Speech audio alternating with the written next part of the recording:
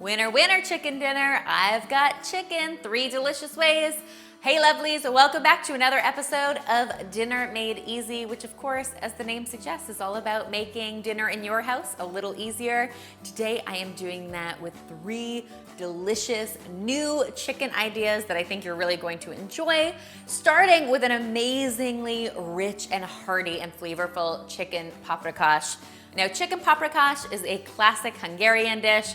I'm doing a little bit of a twist on it, but super, super hearty and filling. Definitely one of those dishes that sticks to your ribs.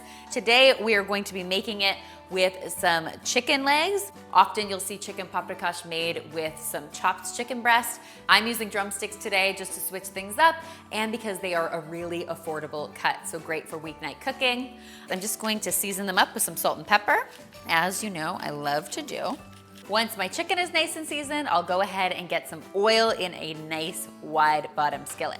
Now we're going to be browning all of our chicken at once, so we want to make sure that we've got lots of room and space for that chicken to cook in.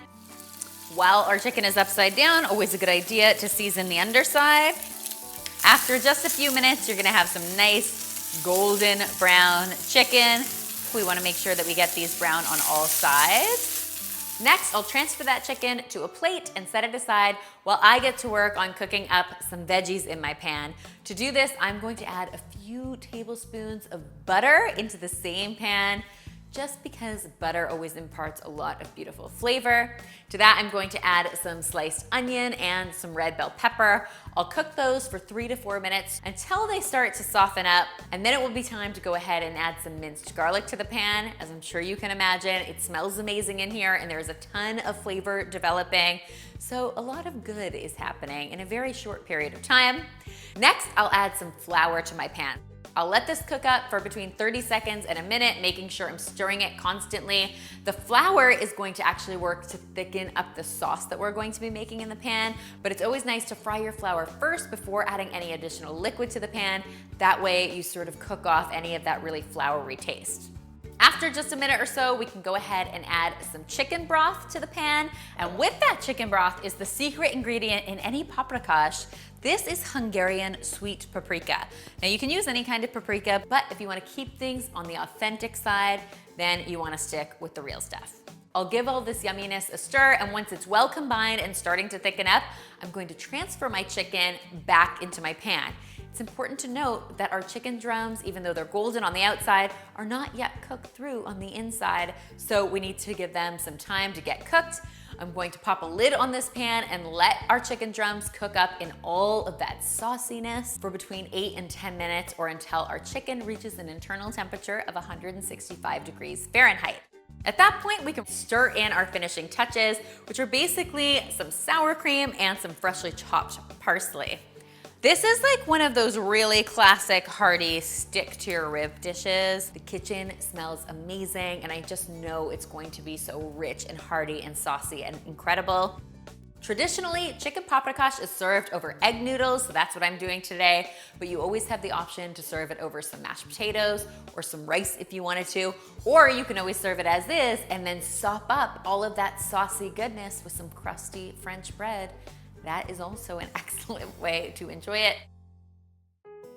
Next, for a totally different flavor profile, we're making some coconut lime chicken.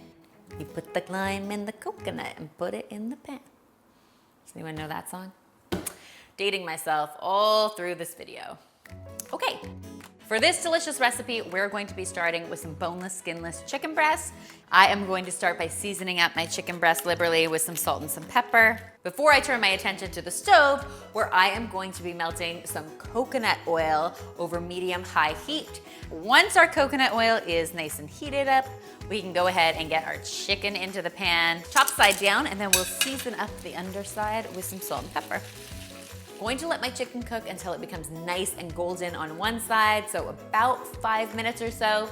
Then I'll flip it and let it get golden on the underside, another 3 to 4 minutes.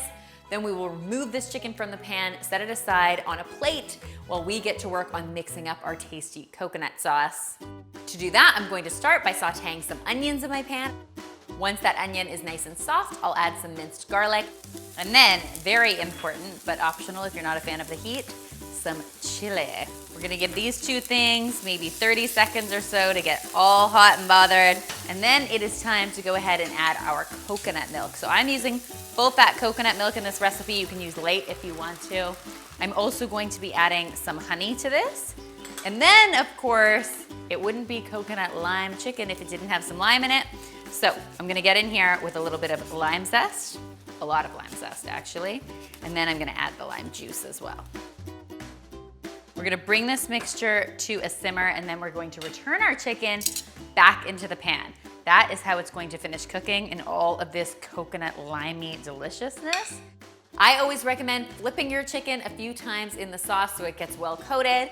And then once your chicken is fully cooked through and has reached an internal temperature of 165 degrees Fahrenheit, then I'll add my snap peas. You wanna make sure you're adding your snap peas towards the end of cooking because they really only need 2 or 3 minutes in all of that sauciness to soften up.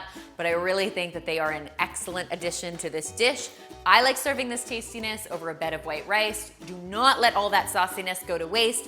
You definitely want to spoon a couple spoonfuls onto your rice. Makes things extra flavorful.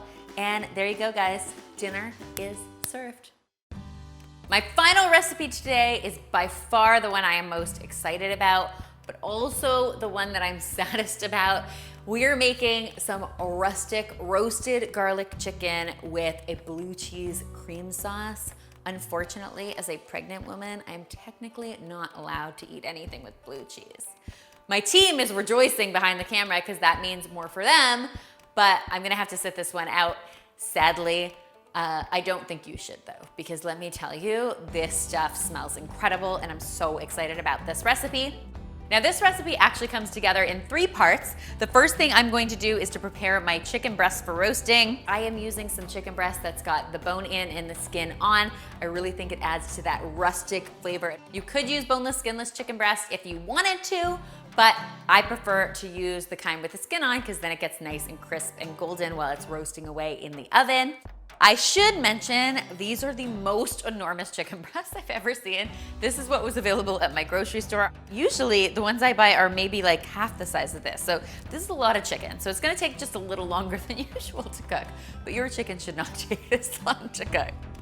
To season this chicken up, I'm going to hit it with a little bit of garlic powder, some freshly chopped rosemary, and some salt and pepper, and then get it into the oven at 375 degrees Fahrenheit until it reaches an internal temperature of, say it with me guys, 165 degrees Fahrenheit on a meat thermometer, because that's the only real way to know chicken is properly cooked.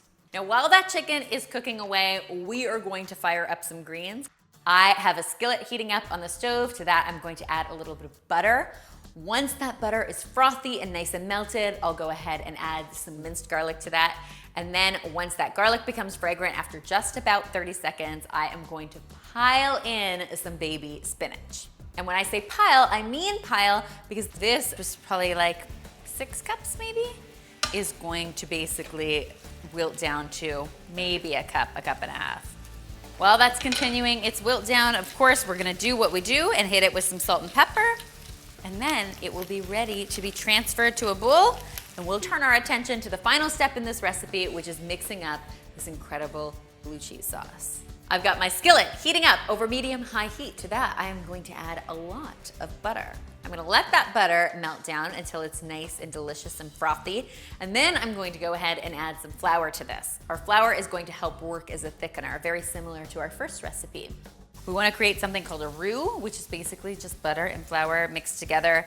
I'll let it cook up for maybe 30 seconds to a minute, whisking it constantly so it does not burn. That's really, really important.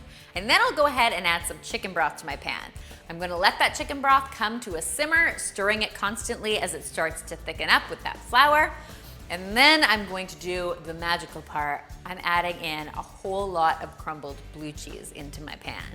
Now I will say, if you're a blue cheese hater, this might be a recipe that changes your mind because blue cheese, when it's cooked, loses a bit of that bite. So I definitely recommend giving this a try either way. Once my blue cheese is melted down, I'm just going to add some fresh thyme leaves to this and finish it off with a little bit of freshly ground black pepper. Then it's time to bring all of this deliciousness together. I like serving my roasted chicken on top of a bed of the spinach, and then of course, oozing on all of that saucy deliciousness. Guys, I really hope you will give this one a try for yourself. In fact, I hope you try all three. And if you do, be sure to tweet me, Instagram me, or Facebook me a photo, because I always love seeing your kitchen creations. The recipes are in the description box below, so you can take a look for them there. And finally, if you haven't already, be sure to subscribe, because there is lots more deliciousness where this came from.